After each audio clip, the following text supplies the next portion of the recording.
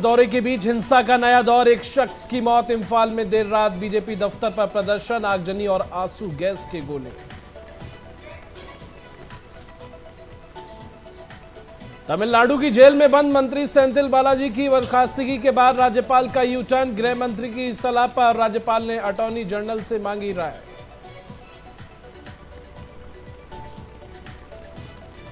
महाराष्ट्र के कैबिनेट में फेरबदल का सायरन, शिंदे फडणवीस पहुंचे दिल्ली, शिंदे गुट से 2 सांसदों को मंत्री बनाने का फॉर्मूला।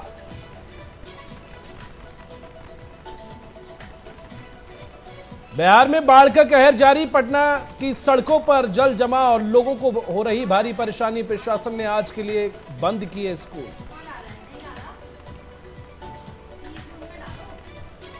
और प्रधानमंत्री नरेंद्र मोदी मेट्रो से पहुंचे दिल्ली विश्वविद्यालय, डीयू के शताब्दी समारोह में हुए शामिल। थोड़ी देर में डीयू के 3 भवनों का करेंगे उद्घाटन।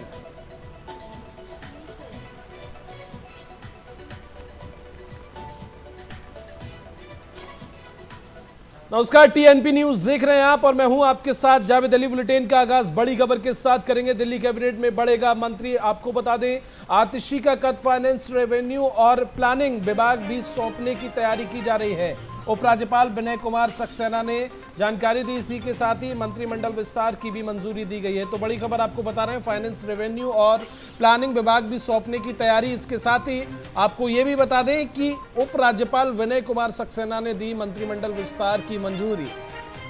तो बड़ी खबर आपको बता रहे हैं, राजधानी दिल्ली से यह खबर। दिल्ली कैबिनेट में बढ़ेगा मंत्री आतिशी का कद, फाइनेंस, रेवेन्यू और प्लानिंग विभाग भी सौंपने की आतिशी को तैयारी। इसके साथ ही उपराज्यपाल विनय कुमार सक्सेना ने दी मंत्रिमंडल विस्तार की मंजूरी।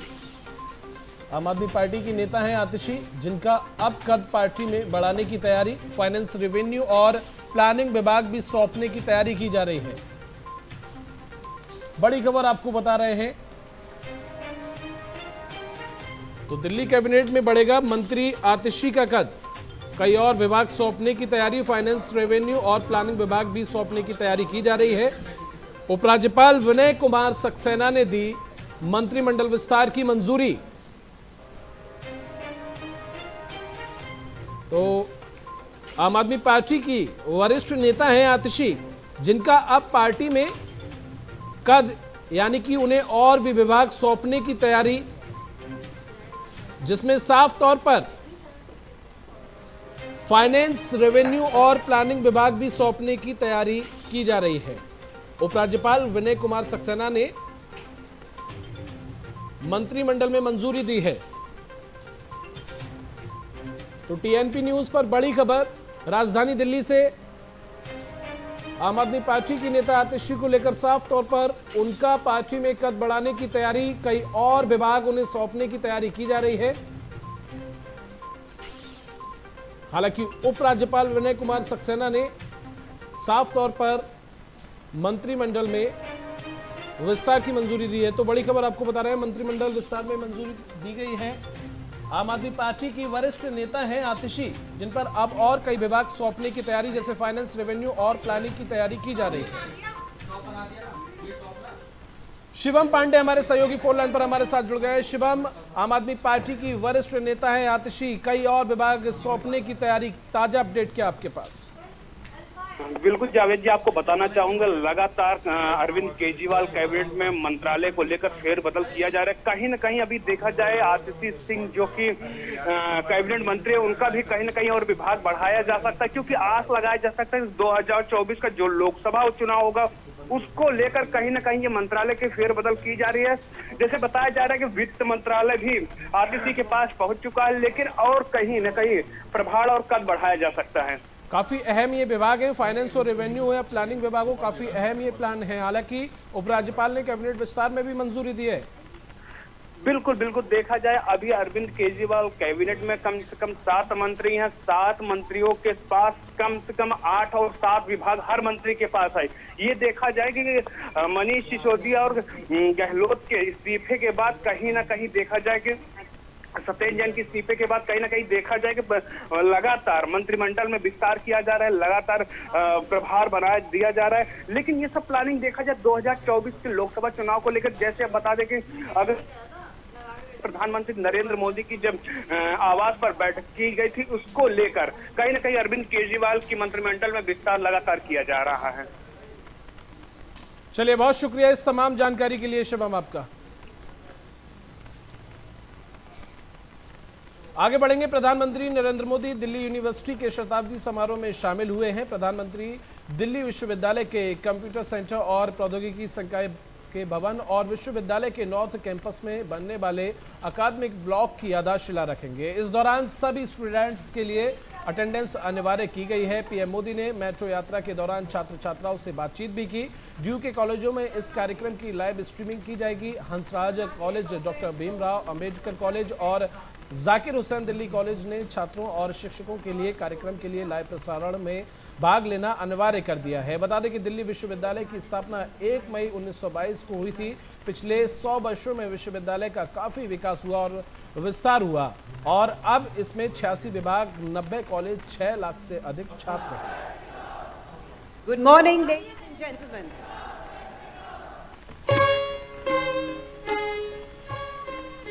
तो आज दिल्ली पहुंचे हैं पीएम मोदी, जहां पर अब से कुछ ही देर में डीयू के शताब्दी समारोह में साफ तौर पर छात्रों को संबोधित भी करेंगे और 3 भवनों का उद्घाटन भी अब से कुछ ही देर में पीएम मोदी के द्वारा किया जाएगा।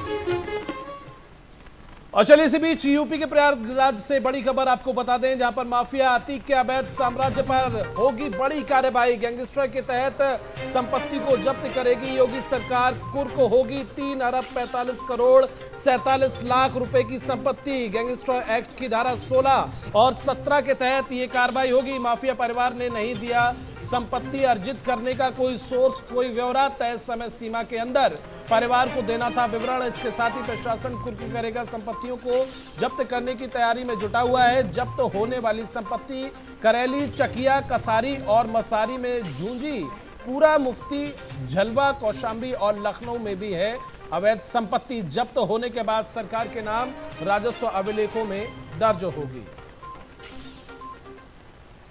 चलिए, इसी बीच एक और बड़ी खबर आपको बता दें। यूपी के प्रयागराज में जहां कभी अतीक अहमद का कब्जा हुआ करता था, वहां सरकार ने गरीबों के लिए आवास बनवा दिए हैं। मुख्यमंत्री योगी आदित्यनाथ आज एक कार्यक्रम में 76 लोगों को आवास की चाबी सौंपने वाले हैं।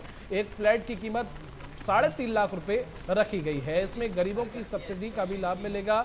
बता दें कि अतीक से मुक्त कराई गई जमीन पर प्रदेश सरकार ने प्रधानमंत्री शहरी आवास योजना के तहत 76 फ्लैट्स का निर्माण कराया है। प्रयागराज के लूकरगंज में सितंबर 2020 में माफिया अतीक अहमद के कब्जे से 15,000 स्क्वायर फीट जमीन मुक्त कराई गई थी। उसी जमीन पर 4 मंजिला टावर में 76 फ्लैट्स तैयार हो चुके हैं, जिनकी आज चाबी पीएम मोदी उन गरीबों को सौंपने वाले हैं जिनका ये संपत्ति थी। साफ तौर पर अतीक अहमद की अवैध संपत्ति पर जिस तरह से प्रशासन का हंटर चला है, सारी संपत्ति को जब्त कर लिया गया। अब इस अवैध संपत्ति पर पीएम मोदी ने आवास बनाए हैं गरीबों के लिए, जिसमें अब से कुछ ही देर में उन गरीबों को इन फ्लैटों की चाबी सौंपी जाएगी। संजय खान हमारे सहयोगी फोन लाइन पर हमारे साथ जुड़ गए। संजय, अब से कुछ ही देर में जिस अतीक ने साफ तौर पर अवैध संपत्ति कब्जा रखी थी, उस पर फ्लैट्स बनाए गए और पीएम मोदी अब से कुछ ही देर में इनकी चाबी गरीबों को सौंपने वाले हैं। क्या कुछ अपडेट? जी बिल्कुल जावेद जी, आपको बता दें जिस तरीके से योगी सरकार बनने के बाद माफियाओं के ऊपर शिकंजा कसा और चाहे जितने बड़े माफिया हों, उनके जो अपने बाहुबल के बल पे अतीक अहमद और जितने भी माफिया थे अवैध संपत्ति को अर्जित किए हुए थे।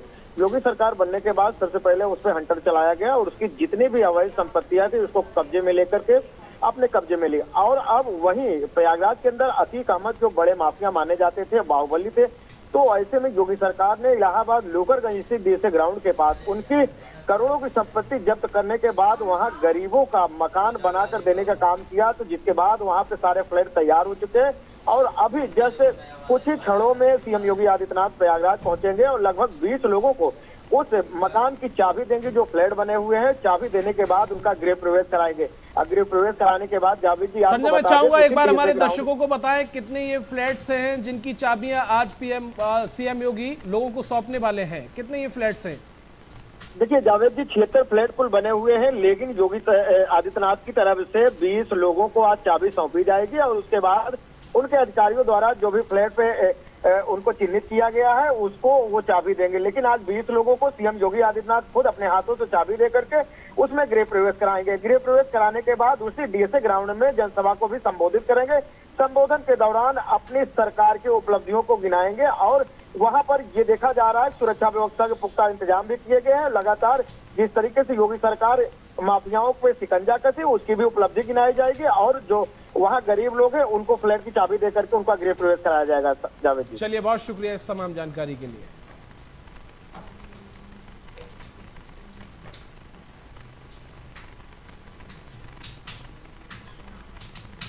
चलिए आगे बढ़ेंगे, बात मणिपुर की करेंगे, जहां कांग्रेस नेता राहुल गांधी आज सुबह इम्फाल से मोइरांग के लिए रवाना हुए। कांग्रेस के प्रदेश अध्यक्ष किशम हेंगचंद्र के मुताबिक वो राहत शिविरों का दौरा करेंगे और वहां प्रभावित लोगों से मुलाकात भी करेंगे। वे दौरे के बाद इम्फाल लौटेंगे और समान विचारधारा वाले 10 पार्टी नेताओं, यूनाइटेड नागा काउंसिल यानी कि यूएनसी के नेताओं और नागरिक समाज संगठन के सदस्यों से मिलेंगे। गौरतलब है कि हिंसा के बाद सैकड़ों प्रभावित लोग मोइरांग के राहत शिविर में शरण लिए हुए हैं।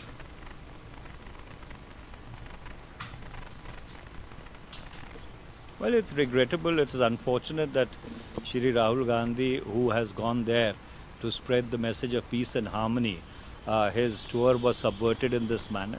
Government should have facilitated his tour, except the Home Minister. No minister in the government has even shown the courtesy of visiting Manipur. And you have a border state which is in turmoil.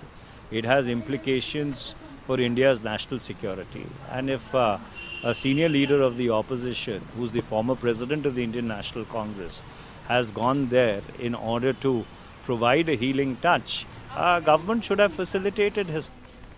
और बाबा भोलेनाथ के भक्तों के लिए अच्छी खबर है। 1 जुलाई 2023 से पवित्र अमरनाथ यात्रा शुरू होने जा रही है, जिसके लेकर केंद्र और राज्य सरकार ने सारी तैयारियां लगभग पूरी कर ली हैं। करीब 2 महीने तक चलने वाली अमरनाथ यात्रा के लिए प्रशासन ने खास बंदोबस्त किए हैं, जिससे यात्रा के दौरान श्रद्धालुओं को किसी भी तरह की परेशानी ना हो।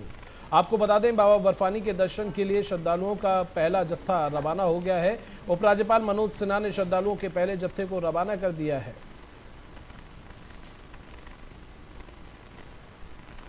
हम तो ये चाहते हैं बाबा हमें हर साल बुलाए और बाबा की कृपा हमारे ऊपर बनी हुई है, सब लोगों पर बनी रहे और हम हमेशा बाबा इतना दे रहे हैं, भूखों को अन्न, प्यासे को पानी। जय बाबा बर्फानी। बाबा की कृपा है, 30 बार जा रहे हैं हम लोग घूमने बाबा के पास और जाते रहेंगे जब तक पैर में दम है। बाबा बुलाएंगे। जय बरसानी बाबा। गर्मी नहीं लग रही आपको? गर्मी इतनी गर्मी नहीं है गर्मी इतनी गर्मी नहीं है। बार आ चुके हैं, मैं पिछली बार भी आया था लेकिन लैंडस्लाइड होने की वजह से मैं दर्शन नहीं कर पाया। इस बार हम लोग आए हैं, बाबा की कृपा है, बहुत अच्छी है। सब बेस कैंप में भी सेंट्रल गवर्नमेंट अच्छा कर रही है, लेकिन उसके बाद कितनी परेशानियाँ आए, जाएंगे हम दर्शन कर। और तमिलनाडु के मंत्री सेंथिल बालाजी को कैबिनेट ने बर्खास्त करने पर सियासत गर्मा गई है। बता दें कि तमिलनाडु के राज्यपाल RN रवि ने बर्खास्त किया था, जिसके बाद राज्यपाल ने यू टर्न लिया है। अब इस मामले पर राज्यसभा सांसद संजय राउत का बयान सामने आया। उन्होंने कहा कि कैबिनेट से किसी को बर्खास्त करने का अधिकार राज्यपाल को नहीं है। उन्होंने कहा कि बीजेपी की राजनीति संविधान के खिलाफ है।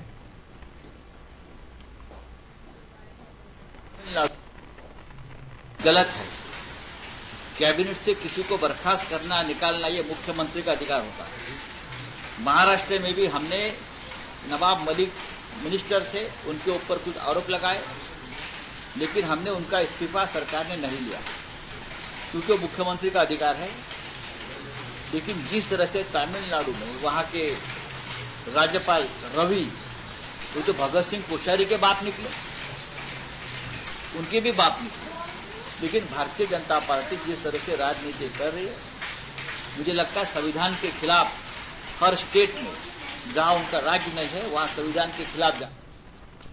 इन दिनों उत्तर से लेकर दक्षिण भारत तक भारी बारिश हो रही है। गुजरात से लेकर उत्तराखंड तक और दिल्ली NCR में बदरा जमकर बरस रहे हैं। एक तरफ बारिश की वजह से मौसम खुशनुमा हो गया है और लोगों को भीषण गर्मी से राहत मिली है, तो वहीं दूसरी तरफ भारी बारिश से लोगों का जनजीवन पूरी तरह से अस्त व्यस्त हो गया है। तो ये 4 तस्वीरें टेलीविजन स्क्रीन पर आप देख सकते हैं। गुजरात का वडोदरा शहर किस तरह से पानी पानी हो गया है। लोगों को गर्मी से तो राहत मिली है, लेकिन कहीं ना कहीं ये पानी जी का जंजाल बन गया है। वहीं दूसरी तस्वीर गुरुग्राम से है। गुरुग्राम में बारिश के बाद किस तरह से जल भराव की स्थिति बनी हुई है, लोगों को आने जाने में किस तरह से परेशानियों का सामना करना पड़ रहा है, वो भी आप देख सकते हैं। तीसरी तस्वीर बद्रीनाथ हाईवे की है, जहां पर बारिश के चलते किस तरह से भूस्खलन हुआ है वो आप देख सकते हैं। और चौथी तस्वीर दिल्ली की है, जहां पर किस तरह से गाड़ियां जो हैं वो धीमी गति से चल रही हैं, पानी किस तरह से भरा हुआ है, सड़कें जलमग्न होती हुई नजर आ रही हैं। तो चारों तस्वीरें अपने आप में बहुत कुछ बयां कर रही हैं। हालांकि लोगों को गर्मी से राहत मिली है, लेकिन कहीं ना कहीं पानी के चलते लोगों का पूरा जो जनजीवन है अस्त व्यस्त पूरी तरह से नजर आ रहा है।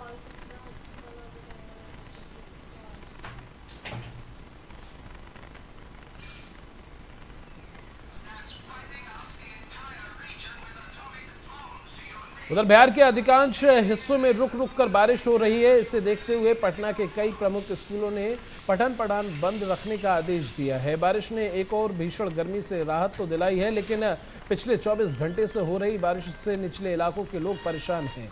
कई जगह पर जल जमाव की स्थिति है, तो कई जगह पर कीचड़ से लोगों को काफ़ी परेशानी हो रही है। इस बारिश ने नगर निगम की पोल खोल कर रख दी है। पटना के न्यू जगनपुरा बाईपास की सर्विस लेन, लंगर टोली इलाका, बाजार समिति रोड, पटना जंक्शन इलाके के कई रोड और NMCH और गोला रोड समेत कई इलाकों में जल जमाव की समस्या उत्पन्न हो गई है। मौसम विज्ञान केंद्र ने 30 जून से 3 जुलाई तक उत्तर पश्चिम, उत्तर मध्य, उत्तर पूर्व, दक्षिण पश्चिम, दक्षिण और मध्य और दक्षिण पूर्व बिहार के अधिकांश इलाकों में बारिश का अलर्ट जारी किया है। यानी बिहार के 38 जिलों में बारिश के आसार जताए गए हैं।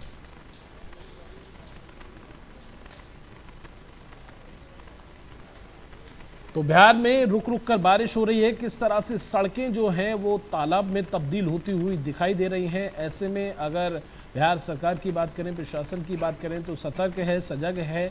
स्कूलों को बंद कर दिया है क्योंकि रुक रुक कर बारिश हो रही है और किस तरह से जल जमाव की स्थिति बनी हुई है। लोग चल नहीं पा रहे हैं, गाड़ियों की जो स्पीड है वो भी थमती हुई नजर आ रही है। लगातार हो रही बारिश के चलते लोगों का जनजीवन पूरी तरह से अस्त व्यस्त नजर आ रहा है। हालांकि बीते कुछ दिन पहले की बात करें तो बिहार में भीषण गर्मी का प्रकोप देखने को मिल रहा था। गर्मी के चलते लगातार लोगों की मौतें हो रही थी, लेकिन अब बारिश हो रही है और बारिश के चलते लोग जो है परेशान नजर आ रहे हैं।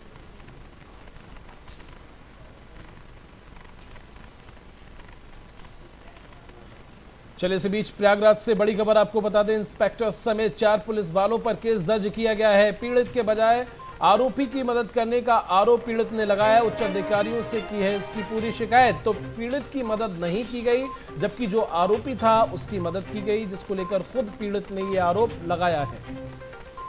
प्रयागराज से ये खबर आपको बता रहे हैं, जहां पर पीड़ित ने उच्च अधिकारियों से इसकी शिकायत भी की है। तो इंस्पेक्टर समेत 4 पुलिस वालों पर केस दर्ज किया गया है और इन चारों पर आरोप है कि इन्होंने आरोपी का साथ दिया पीड़ित को न्याय दिलाने की जगह, जिसकी शिकायत खुद पीड़ित ने उच्च अधिकारियों से की।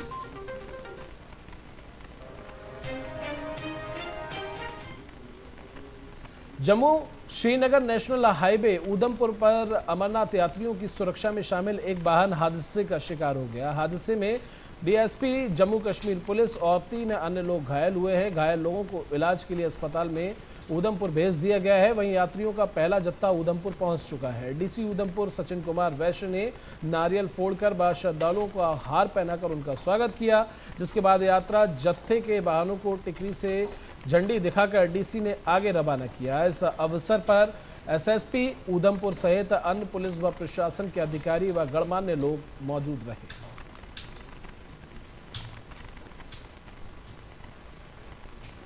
उधर बिहार के छपरा के अमनौर स्थित स्टेट हाईवे 73 पर 2 पक्षों में जमकर मारपीट हुई। बताया जा रहा है कि पुरानी राजनीति रंजिश को लेकर 2 पक्षों में जमकर मारपीट हुई, जिसमें पूर्व जिला पार्षद और भाजपा नेता आशुतोष कुमार सिंह को चाकू लग गया और वो गंभीर रूप से घायल हो गए। बता दें कि इलाज के दौरान उनकी मौत हो गई। बताया जा रहा है कि अमनौर के धरार पंचायत के पूर्व मुखिया दलीप सिंह और आशुतोष सिंह के बीच पहले से ही वर्चस्व की लड़ाई चल रही थी।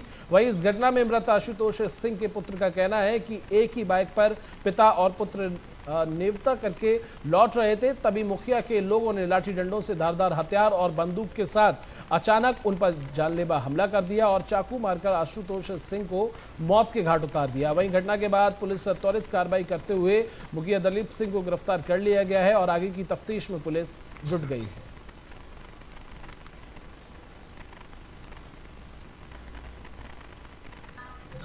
पापा ना आ रहे थे एक न्यूटन में से 8 बजे, तो उस दिलीप और उसका 3 गो बेटा, उसकी मम्मी अचानक उसका बेटा सब बैठा हुआ। सबका नाम याद है? हाँ। नाम बताओ तो सबका कौन कौन था? रुपेश, दिलीप, उसके बाद गोलू, सौरभ, मीरा देवी, सब बंदूक लेके चाकू लेके बैठा हुआ था, सब नुका के पंचायत भवन में। उधर छपरा के माझी रेलवे स्टेशन के प्लेटफॉर्म नंबर 1 पर चलती ट्रेन से नशाखुरानी गिरोह के सदस्यों ने एक युवक को फेंक दिया। बताया जा रहा है कि नशाखुरानी के गिरोह ने युवक को नशे की कोई पदार्थ खिलाकर पहले उसका सामान लूट लिया और बेहोशी की हालत में चलती ट्रेन से उसे फेंक दिया, जिससे वो गंभीर रूप से घायल हो गया। घायल युवक को अस्पताल में पहुंचाया गया है, जहां उसका इलाज चल रहा है।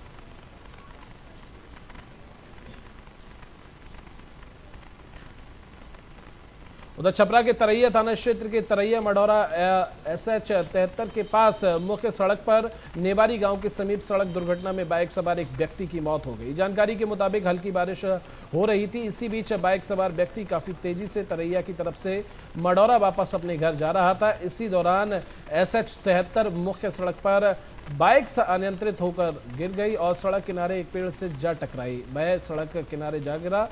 वहीं घटना की सूचना मिलते ही तरैया थाना अध्यक्ष आशुतोष कुमार दलवल के साथ मौके पर पहुंचे और ग्रामीणों की मदद से सरकारी एम्बुलेंस से उसे रेफरल अस्पताल में भेजा गया।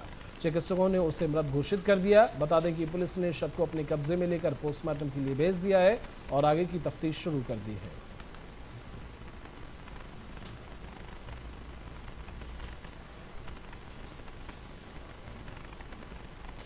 और अब खबर यूपी के शाहजहांपुर से है, जहां एक महिला की ट्रेन से कटकर मौत हो गई। रेलवे ट्रैक पर अधेड़ महिला का शव मिला है, लेकिन अभी तक शव की पहचान नहीं हो पाई है। पुलिस ने शव को अपने कब्जे में लेकर पोस्टमार्टम के लिए भेज दिया है और पुलिस आगे की तफ्तीश में जुट गई है।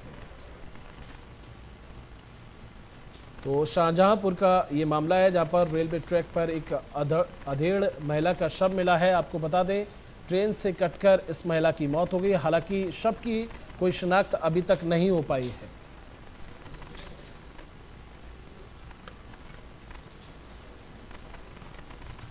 चलिए, फिलहाल के लिए बुलेटिन में बस इतना ही। नमस्कार।